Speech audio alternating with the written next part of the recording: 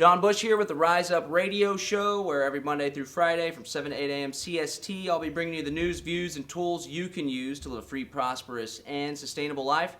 And today we're joined by Jeffrey Tucker, prolific libertarian, author, economist, rabble-rouser, sharpest dressed man in the movement. And he's rather influential and has got a lot of great ideas that many people are getting behind, and we're going to chat about the philosophy of liberty, the prospects of liberty, and all things that are good. How you doing today? Fine, John. Most of my ideas I took from you, so I'm going to be an imperfect spokesman of these things. So. Right on. No, it's true. It's true that last year you really triggered something in my mind because I sat there listening to your speech, and I realized something very important. Liberty is not just for intellectuals. It's not just something to sit in a chair and read about, but it's something to do and something to live and something that should impact your life in a fundamental way. Yeah. And you're a kind of pioneer of this worldview that I hadn't really entirely considered until I heard your talk. And I think in many ways, over the last year, much of the intellectual projects I've been involved in and the commercial projects I've been involved in have been a matter of elaborating on the spirit of living a freer life, which I hadn't really considered before. So I'm grateful to you. Well, yeah, that means a lot to me to hear that from you. Yeah, it's just the idea of applying the philosophy of liberty practically in your lifetime on a micro level will create the free society from the ground up if enough people do it. And we don't need everybody to do it. No, and here's the other thing. That I think, in my talk today, I mentioned that there are like three stages of any revolution. There's the awareness stage, then there's the building stage, and then finally the displacement, when the regime dies and whatever you've built comes and replaces it. But the important thing is that awareness stage always has to be there. There has to be an educational process to alert people to the nature of the evil that's in our presence, what is immoral and wrong and inefficient and wasteful about whatever the system is. And that educational process is absolutely crucial. For sure. But just as important is that next step. How do we make it real? I think in a way libertarians have a temptation to almost exaggerate the importance of the state. I mean, in so many ways, the society is built by human action. And, for example, economic development would not happen if the state had all control, for example. I mean, economic development only takes place because people are departing from the plan.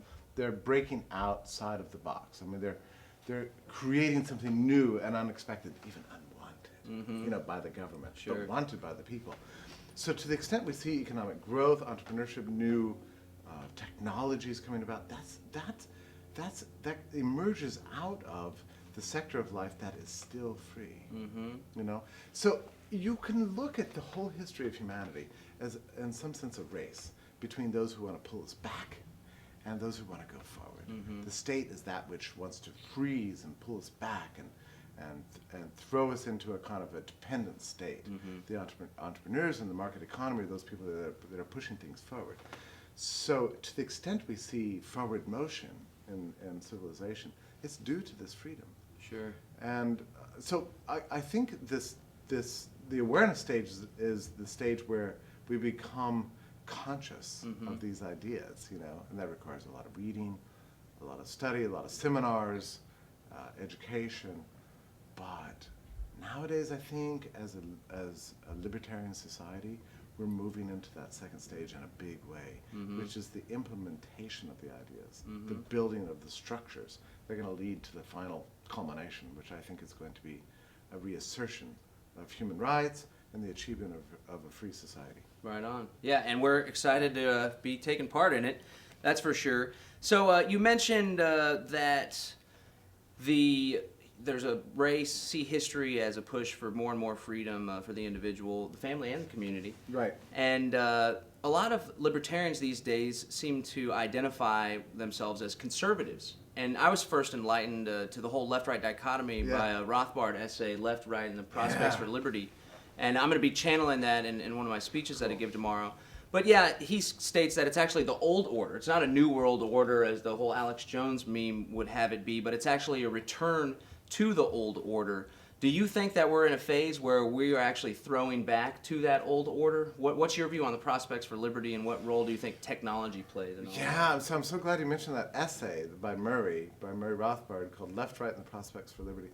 Anybody who hasn't read it should absolutely read it because it challenges everything you think you know. You know, he redefines the left as a kind of the revolutionary, progressive, pro-freedom, pro-humanity sector of society, and the right as essentially the aristocratic, bureaucratic, regime-centered sector of society. And that it's funny too that you mentioned that libertarians are redefining themselves as conservatives.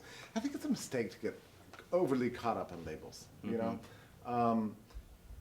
I would happy for anybody to call me whatever he or she wants to call me, as long as they characterize what I believe correctly. And fundamentally, I am an anarchist more than anything else. In other words, I don't have a prescriptive view of society. I don't have a desire to achieve a certain, you know, end result of the evolutionary pattern of human action. I just favor freedom and human rights, and that means I'm an anarchist because the state is always and everywhere the greatest enemy of human freedom and human rights. It can't exist without violating them, really.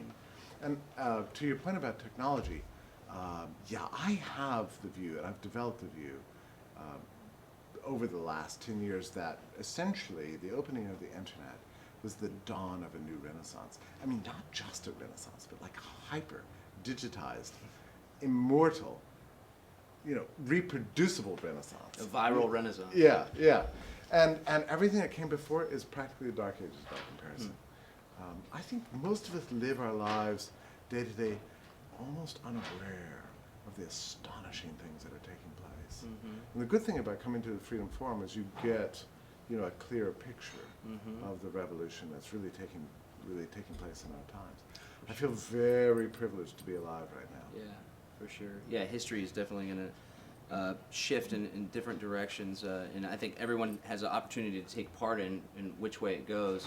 Absolutely. Because I see it trending right now towards darkness, but I see more and more people becoming conscious of the fact that they own themselves, and the idea that freedom's out there, and now it's accessible, the ideas of freedom, through the internet and through a much more simple way of sharing information across a wide spectrum. Why do you think still so many hesitate to embrace the idea of the philosophy of liberty or freedom as responsibility? Why do you think so many people still hesitate? You know, part of it I think is that people still put some hope in the political system, and I think that's really a mistake, really. The political system essentially exists to cloud our judgment, to make us believe that we don't have to, that freedom will be given to us, that if we just elect this or that guy, that good things will happen. I see it as a massive diversion, really. So I think it clouds people's judgment, really. It always makes me sad when I see people that have really principled views about human liberty and politics in general, whether they're pro-peace, anti-bailout, you know, pro-drug legalization, whatever the issue is, that they would call on a politician to somehow implement their agenda is a little bit preposterous, because it will not happen. You have to do these things for yourself. So I think politics has a lot to do with it. For sure. As a kind of diversion, really. If we can dislodge people's minds from an attachment to the political system, I think we'll have made a great deal of progress. What do you think are some of the important talking points that would bring somebody towards the dislodgement?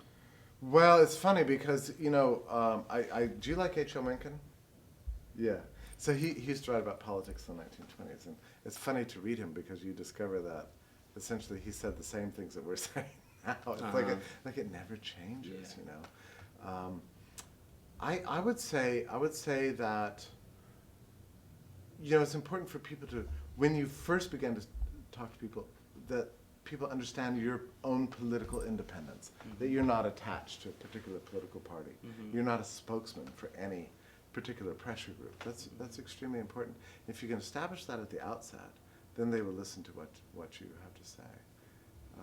So yeah, I would say the main talking point is to point out that we keep doing the same damn thing over and over again, and it never works. It never works. We keep being duped.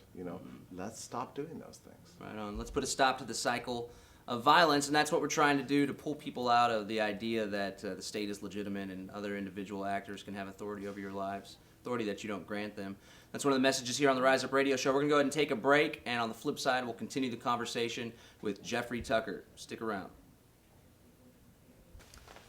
Welcome back to the Rise Up Radio Show. John Bush here. We're chatting with Jeffrey Tucker about the philosophy of liberty, the practical application of liberty, and what we can do to pull people out of the state of confusion that essentially is giving people responsibility over their lives in a variety of areas. Let's chat about education and public education as opposed to alternative education. What are some of the key tenets that you think are important in the development of a child, or the mind of a child, where they could be on a track to be an individualist? And well, the whole education subject is astonishing in some way, because education is something everybody wants, every parent wants for his child. Mm-hmm. Why is it so darn difficult to get it, right? I mean, it's hell for us. I mean, anytime you move to a new community, people are obsessed. Oh my God, what school am I going to go to? Mm-hmm. Where am I going to put my kid in school? Mm-hmm. How can I possibly afford this private school? It's so expensive. What are they teaching there? I would like to homeschool, but I've got a career. What are the economic trade-offs? I mean, it's like this gigantic pain in the neck. Mm-hmm. And it shouldn't be like this, because it's a universally desired good. Everybody wants it. Why shouldn't education be as easy to get as, typical products that you can get otherwise for your child? Mm-hmm. Food and clothing, diapers, whatever the thing is, And it's because of the state involvement has made it just a living hell for absolutely everybody. It's the most truncated, distorted, intervened sector of society. I mean, next to healthcare maybe, or national defense, but education's really, really screwed up. So if you want to get a good education for your kid, you're going to have to think about it pretty hard. Mm-hmm. And that could involve homeschooling, mm-hmm. could involve alternative educational institutions, of which there are more and more. Mm-hmm. As the failure of the state system is becoming ever more obvious, people are developing things like cooperatives. Mm-hmm. I mean, 20 years ago, there was homeschooling. 10 years ago, more and more people were kind of developing these cooperative arrangements. Now they're fairly sophisticated. In most communities, you can move in, get on an email list or a forum or a Facebook group that's related to homeschooling, and find very interesting alternative educational systems. Like, for example, maybe your kid's going to go to school in the morning for 4 days a week, and then maybe for the afternoon they'll do field trips and things like that, mm-hmm. and then have Friday off to allow the family to have a 3-day vacation. I only point this out because it illustrates the kind of diversity and heterogeneity that would exist if we had real educational freedom. Mm-hmm. I mean, despite the frozen world of the public school system, freedom is still able to burst through and create new kind of alternatives mm-hmm. for people. But it is a gigantic pain in the neck, and it's really terrible. For sure. Yeah, and there's a whole mass of children that are being indoctrinated, which makes our job a lot harder, of course. So you've been around the libertarian movement, the libertarian world for quite some time now. And what is your view now? Are you excited about the fact that, in large part thanks to the Ron Paul race in 2008 and 2012, there seems to be scores and scores of young folks, college students, even younger than that. I imagine it wasn't always like that in the liberty movement. No, and I tell you, you mentioned earlier about conservatives. In the old days, libertarianism hadn't really achieved a sort of identity yet. Mm-hmm. It was always considered to be a kind of heretical sect within the conservative framework. Oh, within the conservative framework, okay. Yeah, that's true. Mm-hmm. I mean, conservatives would be tempted vaguely by libertarianism, mm-hmm. But there wasn't a distinct thing called libertarianism that was available to people. Certainly when I was in college. I mean, this is completely new, mm-hmm. And it means it's a big deal in a way. I mean, just one example. In the old days, most libertarians didn't really have a suspicious view towards the police state. People were very friendly towards the idea of especially during the Cold War, you know. Most libertarians were pro-war. All this has changed. I mean, there's been a new birth of a sort of libertarianism unlike anything we've ever seen in the past. That's anti-war, that's against the police state, and is consistently and radically anti-statist in every realm. For sure. Yeah, and it's louder and pushing it out, and the internet, of course, makes a really big difference. So tell me what you think about the philosophy of agorism, the strategy of agorism. Well, you know, it's funny because I'm intrigued by it, and actually, I got to tell you, it was your talk last year that introduced me. I mean, almost a little bit embarrassed because this is one of those things that turns out to be a gigantically important intellectual and practical movement in libertarianism that I hadn't really paid attention to until I heard you speak last year, and I was just sitting in the back there, you know, just in shock. Not quite in shock, I mean, I was astounded, really, that you had everything kind of so thoroughly worked out. And I'm very impressed by it. And I'm impressed by it because I'm newly aware of the power of living out the ideals. Not just writing about them, not just thinking about them, but really living them in every way you possibly can. And that requires that we push out the edges. You know, we have to, and it's not just libertarians. I mean, the whole of the American public is Breaking Bad, you know, at some level, in some way. I mean, the whole regime has become so imposing and restrictive and absurd, you know, to the point that you can't even move or live at all without breaking laws.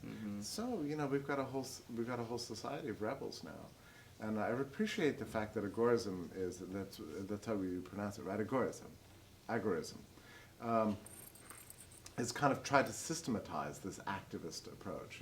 I think it means a lot. I mean, it takes a step that I, until very recently, hadn't entirely realized. You know, just how important that is. Yeah. Why do you think it wasn't present in the libertarian movement of the past? Well, I think because we were in, at least I was in that first stage, you know, of just thinking about education, of figuring out how the world works. You know, we're all born into this kind of really terrible system that's despotic and controlled and a whole of our lives. There's nothing we can do that we don't bump into some state regulation. And it takes a long time to think your way out of that. Yeah. And I feel like I've spent a good part of my life just thinking my way around that, you know. During the Cold War, and I'm sure you can't possibly appreciate this, but it was overwhelming just how much everyone believed that the state was all that stood between us and total destruction. You know, they held that over our heads for 40 years. If it weren't for the government, you know, Russia would be, I mean, it seems absurd, actually, to say it in retrospect, but that's what everybody believed. Yeah. The threat of nuclear war, they were holding the whole populations hostage, you know? Like, you got to be loyal to the national security state, or else you will die. And you will be forced to worship, you know, like atheist, communist God or whatever. I mean, it's absurd. I mean, you can't even believe it at this distance, but that's what obsessed the nation for 40 years. And libertarianism was born in the middle of that in many ways. In the 1960s, I would say, mostly at the hands of Murray Rothbard, who was very much influenced by Ayn Rand and Frank Charteroff and some other great intellectuals. But it was born into this Cold War world, and it didn't quite gain a footing until the end of the Cold War, when people realized, oh, you know what? The state has been lying to us for decades and decades. Because you know how you know it was a lie? They built up this gigantic national security state in order to protect us from communism. And then communism went away, and guess what happened to the national security state? It stayed around. I mean, what the hell is that? Yeah. You know, I mean, if it were really true that the national security state was so essential, and that's why Truman created the damn thing, was to protect us from Russia. Russia goes away, the Soviet Union goes away, and the whole apparatus is 10,000 times bigger than it was in 1950 when, you know, he first ramped it up. I mean, you begin to realize that you've got a terrible scam going on. Yeah. So the collapse of that, I think, unleashed the libertarian spirit among so many people who were, so many inquiring minds, you know. Yeah. We're coming up on a break. Rise Up Radio Show, riseupradio.com. We're chatting with Jeffrey Tucker. We're going to do one more segment. And I'd like to start the next segment talking about the Cold War, of my age, my generation, the war on terror, and his views on the prospects for liberty in that vein. We got Obama drone strikes without any semblance of checks and balances, whatever that means to an anarchist anyway. This is a Rise Up Radio Show. We'll be right back. Welcome back to the Rise Up. Welcome back to the Rise Up Radio Show, bringing you the news, views, and tools you can use to live a free, prosperous, and sustainable life every Monday through Friday from 7 to 8 CST on LRN.FM. Don't just wake up, but rise up. That's great. I like that. He likes it. I'll remember that. Tomorrow morning. That's right. Yeah, use it. Feel free to use it. I'm not a big IP guy. So we were talking about the Cold War and the effect that it had on the American public, really the whole world, in making them more docile and subservient to government and more acceptable of the idea that we need a big government to keep us safe, keep us alive. Did you ever fathom in your early days in the libertarian movement that we would have unmanned aerial drones that were killing U.S. citizens and without any oversight whatsoever? That's a very interesting question. I don't think that I did, and in a way it represents a kind of fin de siècle of the whole statist milieu. I mean, it really is like the end state, just the true horror. And it's good that it's inspiring such outrage. At the end of the Cold War, the national security state was like desperately looking for another enemy. And they looked everywhere. So like for a while it was, Gaddafi. This was the Gaddafi keeps reemerging as an enemy. Finally, they killed him. I have to find somebody else to demonize. Yeah. And so there was, and then it was China for a while, and thank God, we developed such intense trading relationships with China. It turns out the national security state is not quite anxious for an all-out war with China because it would, destroy the economy.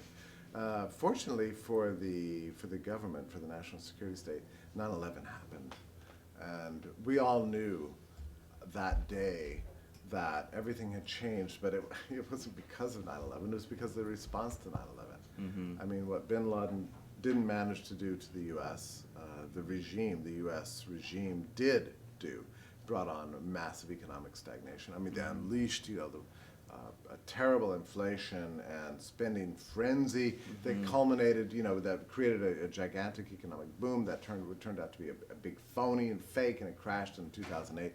And they've been, just driving us down into economic stagnation ever since. I mean, that's really been the consequence of the search for a new enemy. That's what they have to have. And doesn't it seem like to you that at the end of the day, the new enemy they found is you and me? For I mean, sure. it's the American people. Yeah. That they think is the enemy. Yeah. That's Especially pretty if you're scary. challenging the federal monopoly state. Yeah, isn't it extraordinary? I mean, so they built this huge apparatus, this national defense apparatus, the world empire, and far from protecting us from any foreign invaders. And now the whole thing is being used to control us. I wrote an article just yesterday on new legislation that would roll the whole of the digital world, into the national security state. It's called CISPA. They're desperate to do this. I mean, that monstrosity that was created by Truman after the end of World War II is now being turned against the American people.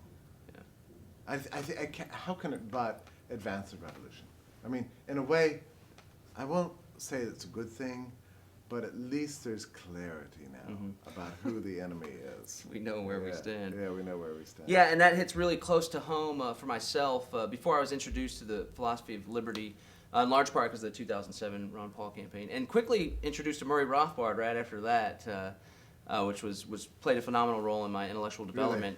I got my start in questioning what happened on 9/11 and getting involved in the whole idea that there's a global government and the creation of a superstate. Sure, Libertarianism. You're intellectually curious. You want to find out. You know that the regime is lying to you. For sure. I mean, you could just assume that. So now it's just a matter of finding out what the truth is. Yeah, so libertarianism came natural because I believed that the government was capable of mass treachery, and I still do to this day. Right.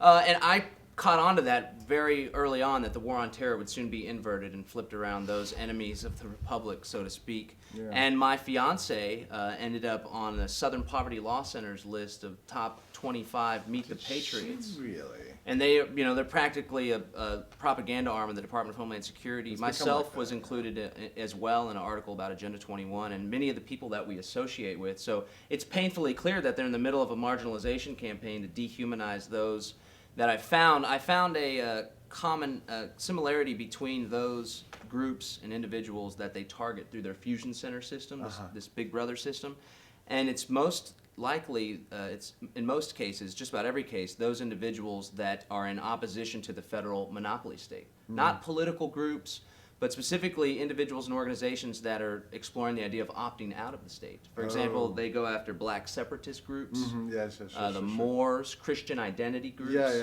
anarchists as well. Right. And anarcho-capitalists are actually just starting to make their way into the Department of Homeland Security lexicon. But yeah, it definitely strikes home for sure. Well, I mean, what are your thoughts on retaliation against activists and dissidents? I mean, we're pushing right up against that reality. But it's funny, I think Southern Poverty Law Center at some point attacked me, sometime in the last 10 years, they attacked me personally.